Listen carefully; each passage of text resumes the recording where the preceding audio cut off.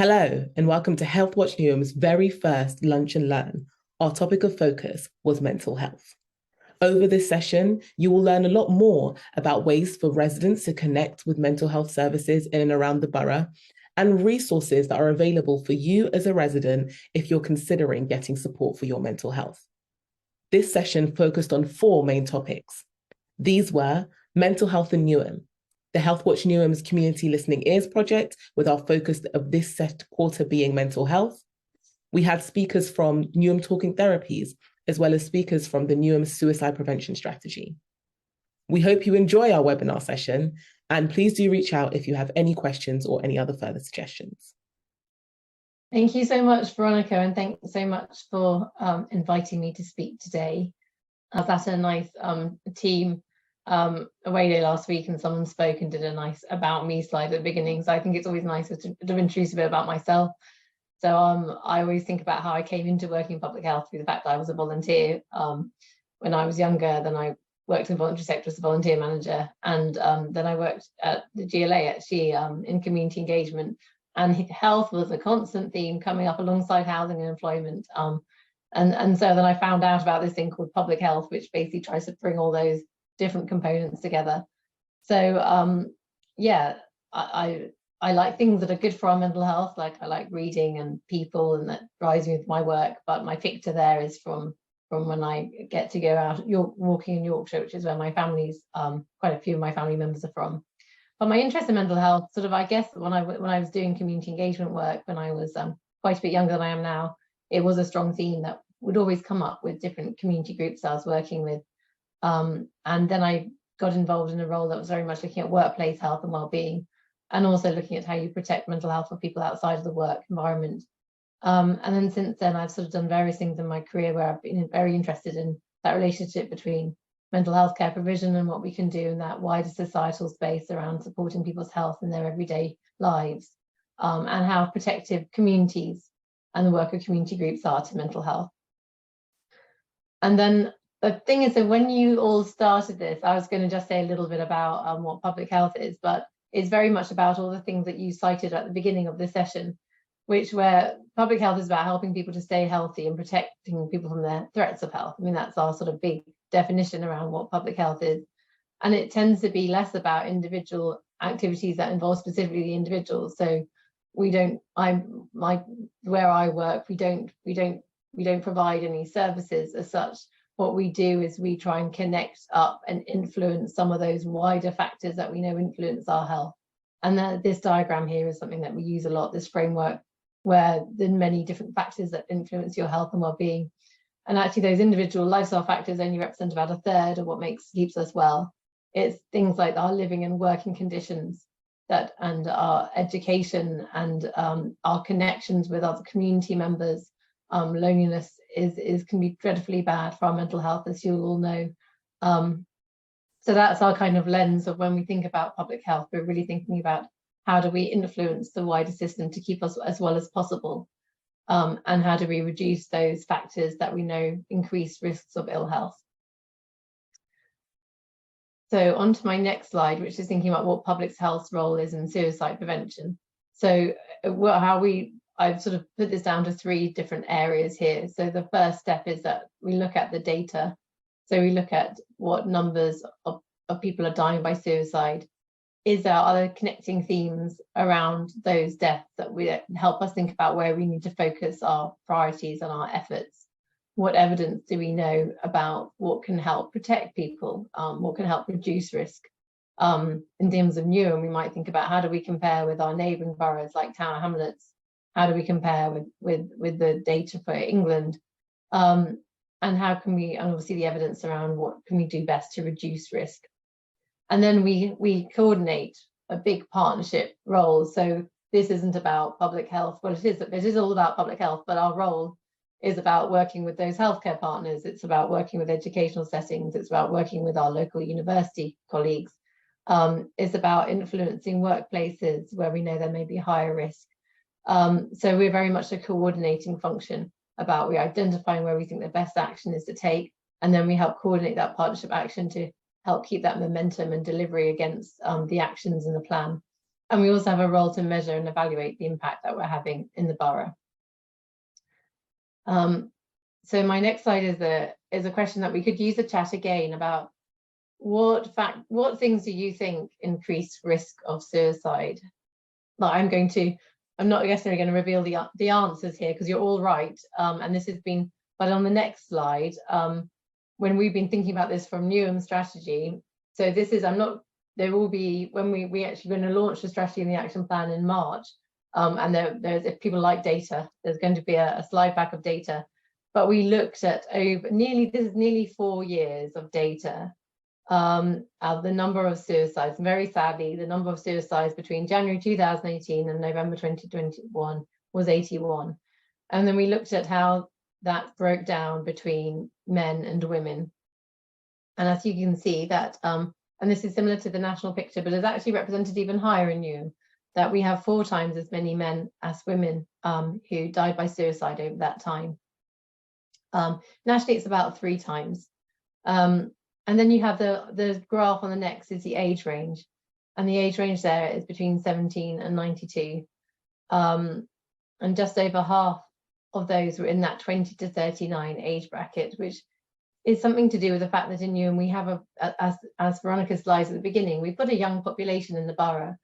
But it's also, you know, I find this slide very, very sad just generally, as I'm sure you do. But it really speaks home about the tragedy and lives lost here. And then that's at any age and any gender.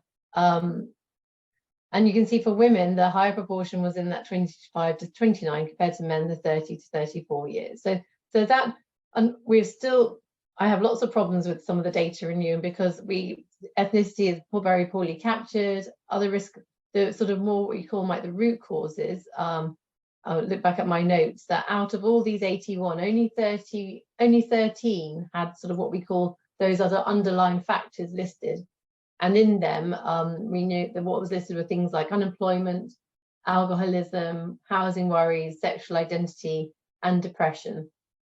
But on my next, so from that data, we've then looked, or we've also included really thinking about the national data, which tends to look at bigger numbers, bring together more things like health records to really think about some of those underlying factors. And this isn't a definitive list, but these are the kind of risk factors at that national level. And this is for all ages. I've got a separate one on children and young people to come up. So here you've got being male and young to middle age, which is kind of reflected in our new picture. A history of drug or alcohol abuse, being an inpatient in the mental health unit, recent discharge, that kind of 2-week discharge period is seen as quite a high risk area. And if there's sort of signals about someone not engaging with services, so for example, refusal of treatment, contact with the criminal justice system, and again, at the high risk is seen as those transition points. So maybe when you've just been released from prison or you're in the probation service. Certain occupation groups, including construction, building trades, doctors, nurses, carers. So certain things where they think there's at risk of low security, low control, low social support, and high demands. Vulnerability due to economic circumstances, which is, you know, so many people facing this right now. Bereavement, people diagnosed with major physical illness and experience of domestic abuse. So some things that I think we've kind of identified here from the national data. And then the next slide, I kind of just see a task them. Of course, I'll put my contact details actually further up in the thread, but I'll include them at the end too. This is looking at 132 children and young people who, at a national level, died by suicide over a decade. And this might not be so good, this slide. I'm not sure how well you can see it, but I think it'll be circulated afterwards. But the key message here, a lot of this comes up with themes that you've mentioned as well, like bullying, exclusion from school. A lot of this is about relationships, a breakdown of relationships. There might be bereavement, experiencing divorce within a household, domestic abuse. But the key thing to me here is this statistic about accumulation of risk. So 89% of the children and young people had more than one risk factor recorded, and 56% had 5 or more. So you can really think about how many different vulnerabilities come together and make someone in such sort of extreme position of distress. I can't talk at this time about everything of how we thought about our strategy, but how we pulled together our strategy is have a really close look at what we know at a Newham level, what we know at a national level, what we know from talking to our partners working more closely in this space. And we've really brought it together under what are seen as the national priority areas for suicide prevention. So looking at 7 key areas. So one about reducing risk of suicide in high risk groups. So some of those key areas that we know where there is high risk. So for example, people working in the construction industry, people who are using alcohol and drug support services, people who might have experienced domestic abuse. What can we do around reducing suicide risk here? And there's also a key, self-harm is also linked to suicide. Far more people which is do self-harm than go on to die by suicide, which is sad. Self-harm is increasing in number, particularly amongst younger people, and we need to think about that. And this provides a platform to think about that too. So one of the things we really want to do is that needs assessment of really thinking about what do we know about self-harm, particularly for our children and young people, and how do we work with our schools and educational settings and make sure that any information around self-harm is developed in a way that supports Newham's communities, that there's good infographics, it can be translated, it's developed in a culturally competent way. And then strengthening mental health and early intervention support. Some of this about training, some of this about some of the stuff we've talked about now too, and I know that some of your organizations on this call provide an amazing role around, which is having those spaces for safe conversations. When you think that someone needs help or support, or you're just worrying about certain signs that they might be feeling withdrawn, or they're feeling overly or experiencing, showing signs of being overly anxious, that you're just thinking, you want to have that check-in. Are you feeling okay? Is there any further support you need? We know that people can need, it's what we called around COVID. We developed a framework called ART, which we recognize that for people to feel that they can reach out for support, often they need to think that the services or support available is accessible, it's relevant to them, it's shared in a way that feels that it speaks to them and it's trusted. And so those principles are underpinning our strategy. I think COVID, we learned so much about outreach and how we work with community groups and how we really strengthen and support what they do, because they are so much of the intermediaries to supporting our residents in Newham. Sorry, I won't talk, I know I don't talk for too long of my 15 minutes, but reducing access to the means of suicide. This is one of the biggest evidence areas, and it's things that you can do about things like putting crisis numbers by train station points. If you know that a train station has become a place where someone has died by suicide, or thinking about high building supports, because often suicidal thoughts can be quite in the moment. So if you can somehow restrict their means, that can allow people to then have that space to access support, or to be able to think that actually things can change for them. So I think this is it's very interesting, some of the stuff that has happened around, like reducing how many paracetamols people can buy. That does reduce suicide.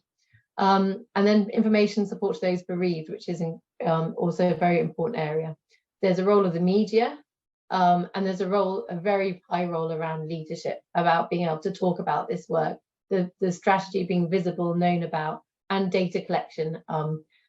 We need the more better information we have about people who are at risk in Newham, the more we can actually sort of really think about targeting our support and action. So those are our priorities, and it's being delivered by lots of different partnership organizations, but it's also needs to be very open and something that everyone in Newham kind of feels is there and they can go to and get support around.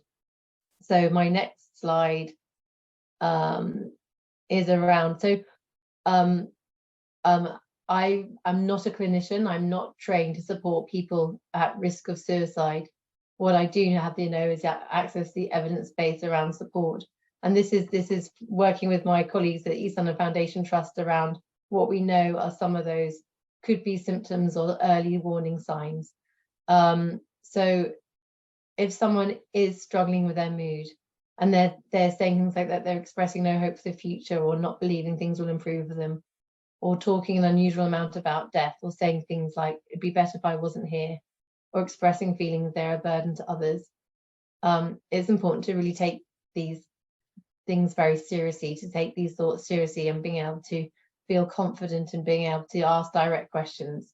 And the evidence says that it's asking a direct question, such as, are you having suicidal thoughts, is okay. It's actually going to provide space for people to open up and offer support, as compared to creating a situation where people feel like actually they hadn't thought about that. It's more about opening a space to be able to provide those signposting for what support exists.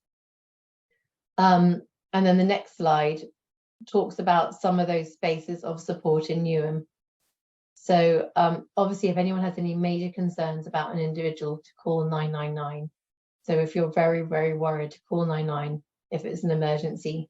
But we do have some 24-hour crisis line in Newham, which provides language support. It's for any age, and it allows people to speak to a mental health professional.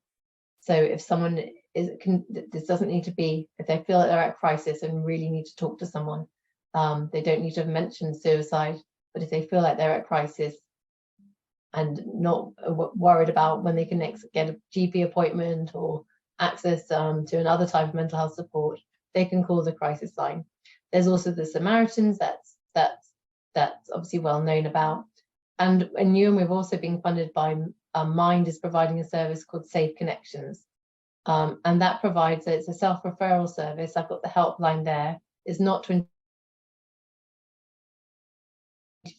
a community support space between 9:30 to 4:30 to explore sort of suicidal feelings, triggers, underlying causes.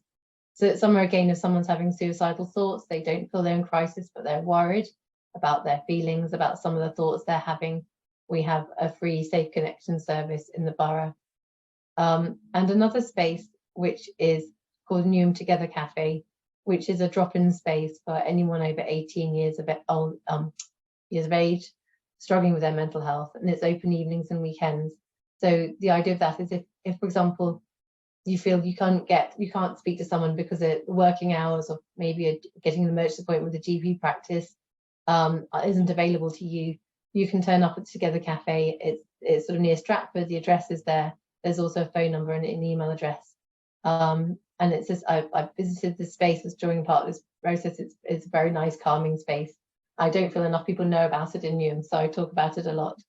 The next slide. So the other thing I talk about a lot, and I know Healthwatch are big fans of this training as well, called Zero Suicide Alliance training. It does require internet access, but it's on free online training. What I like about it is that it's got a great, quite catchy thing about thinking about the 3 S's of C. So it supports people to know how to spot suicide warning signs, say how to have a conversation with someone you're worried about, and signpost where to direct someone for further support. And hopefully some of this information helps with some of that signposting for further support. There's a specific one if you're a student, there's a specific one around social isolation, and there's a 5 to 10 minute gateway module if you're not quite sure if this is going to be for you and just want to test it out. And it's for anyone aged 16 or over. As you've already mentioned in this webinar, feeling the strains around your mental health is so connected to your economic circumstances. And I've got the link in here to our cost of living crisis response, where we're providing warm haven support in libraries. There's community warm meals being provided. It's got information about how to access housing support and how to access financial support. And we know just how close that relationship is and what a difference it can what a difference it can make in terms of being able to get support for things like debt. At the same time, someone raised, it was actually in the listening project, and I've had this fed back to me in the cost of living crisis. Sometimes people don't feel that they can look after their mental health during a time of economic crisis. And so sometimes it might be thinking about that economic support first, and then feeling like you can start looking after your mental health and well-being. Though obviously I'd recommend that mental health is so important for all of us, and we need to try as much as we can, as much as we feel stressed in our day-to-day lives, to take a moment to think about how we are doing in our mental health. And we've also got a whole range of bereavement support in the borough for lots of different population groups, different circumstances of bereavement, and they're all listed on our new website. So my other slides were things I also know, and I absolutely take it that we have just too much digital information and support. But there's a really good website called Good Thinking, and one of this particular infographic I've got, the 5 ways to good mental well-being in Islam. It was developed by one of our amazing GPs in the borough, Dr. Awuzudike, and they're looking at how to think about faith, which we know is a very protective factor around mental health, and how it can be weaved into messages around mental well-being. And they sit on a website, and I feel they've got such great information there. So if you're supporting someone, even going to a local library and looking up where these information guides exist and thinking about how they can support us. And then secondly is this wellbeing guides that also are on this website in 36 languages. So I just think that there's a lot of fantastic resources that have been developed. They're based around evidence to support mental health. And I wish, I can see in the chat, I wish I could provide paper copies of all of these, but we will share the slides with the links in, and you can print them out. But also feedback if there's anything specifically that you think would be really useful. We don't have a budget for printing, but we can at least see what we can do. It's really good to get feedback on things that, particularly within your own community centres or any specific space you have, that you find a particular resource is useful, and we can see what we can do around any hard copies. And my last slide, I think it's my last slide, is again about looking after yourself. When you're looking after others, it can be really hard to find that space to look after yourself as well. Some of you will be aware of the 5 ways to wellbeing that the NHS recommend, and that again is based on a piece of research that was developed by the New Economics Foundation about what are the 5 things we can do to look after our mental health. So some of that is about connecting with other people, being physically active, learning new skills, giving to others, and paying attention to the present moment. And also this Friday we have it's a London campaign called the Great Mental Health Day. It's about compassion and kindness this year. And there's a, and we can put this on the link too, there's a virtual event which is free for anyone to attend, around spotting the signs of someone who may be struggling, checking in to let them know that you care, and helping them to get the support that you need. So it's only 45 minutes long. I'm signing into that on Friday. And on my last slide, sorry for all these many slides. And I think actually Rhysha might be a health champion who's on this call. But during COVID, the best way of getting information out was our COVID champion program. And we're not over COVID, we're living with COVID now, but they're now health champions. So they're just a way of being on a WhatsApp group, of getting all the latest information to help us feel like we can share as much, and we can feed back too, like we have champion calls, so people can feed back messages back to the public health team. Health information workshops. We're really interested about how we can support people to receive health information online. It's the ongoing issue of like, how do we make sure that everyone gets to see all the different support that there is in Newham, and we're developing something called a Joy platform, which can help like that be an interactive directory. And we're really keen to hear voices about how we get that information and make it useful. We have a public health outreach team that goes out to face-to-face, not digital, to the community, does have leaflets, hard copy leaflets about the different types of health support. And we're welcome to ideas or places, or if there's something happening in your local area and you want to know if the public health outreach team can attend, let us know. And lastly, a recovery college is being developed for Newham, which happens in other neighbouring boroughs. It's an educational space with the added support around for people who may be facing mental health challenges. And it's very much about co-production. And there's the email address of Becky, who's leading the development of that recovery college, which hopefully, fingers crossed, might be in place at the beginning of the academic year in September.